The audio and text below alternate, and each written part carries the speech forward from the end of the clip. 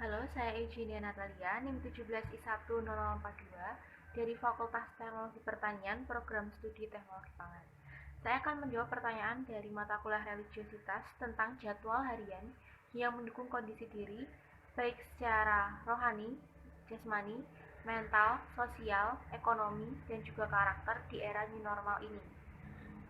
Seperti yang sudah kita ketahui, menjaga kesehatan jasmani dilakukan dengan menjaga pola makan, rajin berolahraga, membiasakan mengonsumsi buah dan sayur, dan juga dapat secara berkala memeriksakan kondisi kesehatan.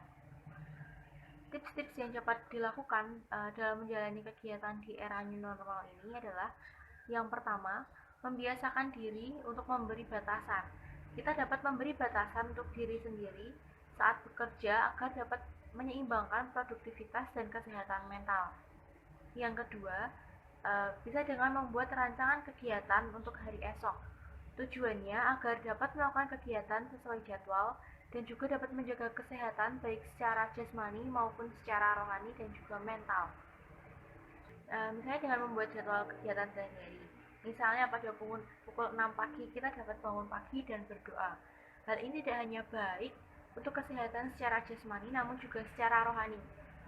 Kalau kata orang dulu bilang bangun pagi agar rezeki tidak dipatok ayam.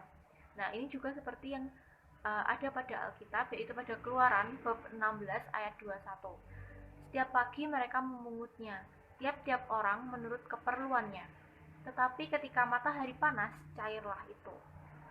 Dan juga pada Yesaya bab 50 ayat 4b.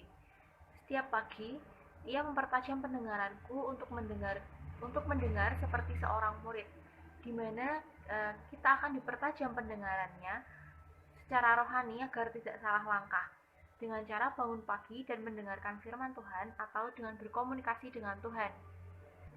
Kemudian pada pukul 6 hingga pukul 7 kita dapat berolahraga. Seperti yang kita ketahui, olahraga merupakan kegiatan fisik yang dapat meningkatkan kebugaran secara jasmani. Olahraga yang sesuai porsinya sangat baik untuk menjaga kebugaran tubuh. Olahraga artinya kita menjaga tubuh yang merupakan suatu pemberian dari Tuhan. Tuhan menghendaki kita untuk menjaga tubuh. Seperti yang telah difirmankan Tuhan bahwa tubuhmu sebagai persembahan yang hidup, yang kudus, yang berkenan kepada Allah. Jadi menjaga tubuh merupakan suatu hal yang penting. Kemudian pada pukul 7 hingga pukul 8 kita dapat mandi dan juga sarapan. Tentunya setelah kita berolahraga kita akan berkeringat. Berkeringat akan menjadi sarang tumbuhnya bakteri dan itu dapat menyebabkan penyakit. Mandi pagi memberikan efek yang menyegarkan dan juga dapat memberi semangat untuk melakukan aktivitas selanjutnya. Selain memberi efek kesehatan dan menyegarkan, mandi juga merupakan kegiatan pembersihan seperti yang telah difirmankan Tuhan. Barang siapa ia telah mandi, ia tidak usah membasuh diri lagi selain membasuh kakinya, karena ia sudah bersih seluruhnya. Juga kamu sudah bersih, hanya tidak semua. Kegiatan yang penting sebelum melakukan aktivitas yang lebih berat, tentunya kita perlu mengisi tenaga. Ya, sarapan sangat penting. Sarapan juga merupakan suatu kegiatan yang menjaga tubuh yang merupakan suatu pemberian dari Tuhan. Kemudian pada pukul 8 hingga pukul 12 kita dapat beraktivitas. Beraktivitas pada pagi hari sangat baik karena tubuh masih segar. Hal ini dapat meningkatkan konsentrasi selama bekerja. Memori jangka pendek juga akan bekerja lebih baik pada waktu pagi menjelang siang. Jam ini merupakan waktu yang paling produktif sebelum makan siang. Kemudian pada pukul 3 hingga pukul 4 sore kita dapat mengerjakan pekerjaan rumah lainnya atau dapat digunakan untuk berkumpul bersama keluarga. Tentunya hal ini sangat bermanfaat untuk mempererat hubungan antar keluarga. Selain itu juga dapat mempengaruhi karakteristik seseorang. Kemudian pada pukul 4 hingga pukul 5 sore kita dapat mandi sore. Mandi sore sebaiknya jangan terlalu malam karena dapat mengganggu kesehatan. Hal ini juga diperjelas pada Ulangan bab 23 ayat 11 yang berbunyi, menjelang matahari terbenam, ia harus mandi.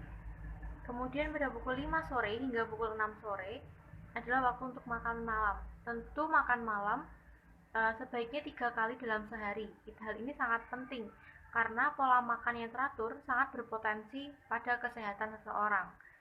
Karena pada saat ini selain persoalan emosional, stres, dan lain-lain, pola makan menjadi suatu pemicu yang terbesar dari penyebab persoalan kesehatan. Untuk itu, sangatlah penting untuk kita agar menjaga hati, agar selalu gembira, bersukacita, mensyukuri segala anugerah Tuhan, serta memiliki pola hidup dan pola makan yang baik. Sangatlah penting juga untuk memelihara kesehatan, karena tubuh yang kita miliki ini bukan milik kita sendiri, melainkan milik Tuhan. Alkitab mengajarkan kita agar mempersembahkan tubuh kita menjadi persembahan yang hidup, yang kudus, dan yang berkenan pada Allah. Agar kita dapat mempersembahkan tubuh kita menjadi persembahan yang berkenan kepada Allah, maka kita harus berusaha menjaga agar tubuh kita memiliki kesehatan yang baik tentunya. Kemudian pada pukul 6 sore hingga pukul 8 malam dapat kita gunakan untuk mengerjakan tugas atau pekerjaan-pekerjaan kita. Kemudian pada pukul 8 hingga pada pukul 9 kita dapat beristirahat sejenak tentunya untuk merefresh pikiran agar tidak menimbulkan stres. Kemudian pada pukul 9 hingga pukul 12 kita dapat melanjutkan mengerjakan tugas. Kemudian pada pukul 12 malam hingga pada pukul 6 pagi dapat digunakan untuk waktu tidur. Tentu mengistirahatkan badan ini sangat penting. Pada jam-jam 12 malam, saya kira adalah waktu yang sangat wajar menjadi waktu tidur seorang mahasiswa. Pada jam ini, kita akan merasa lebih lelah dan lebih mengantuk.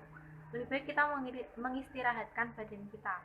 Karena pada saat tidur, otak juga akan membersihkan racun-racun dan sisa-sisa zat yang tertimbun akibat berpikir keras seharian penuh. Sebaiknya juga kita tidak makan atau tidak minum pada jam-jam ini karena usus sedang menjalani proses pembersihan atau detoksifikasi. Sehat tidak cukup sehat secara fisik saja, namun kesehatan rohani menjadi kunci pembentuk sehat atau tidaknya seseorang juga. Untuk membentuk rohani yang sehat dapat dilakukan dengan rajin menjalankan ibadah berikut dengan amalan-amalannya sesuai dengan ajaran agamanya.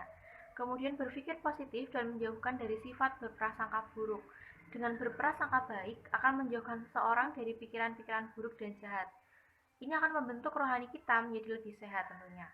Kemudian memperbanyak sedekah akan mengurangi stres. Sebaliknya jika berpikir kikir akan meningkatkan stres. Stres akan menjadi faktor resiko menjadi penyakit yang kronis. Demikian jawaban pertanyaan saya terhadap mata kuliah religiositas. Terima kasih.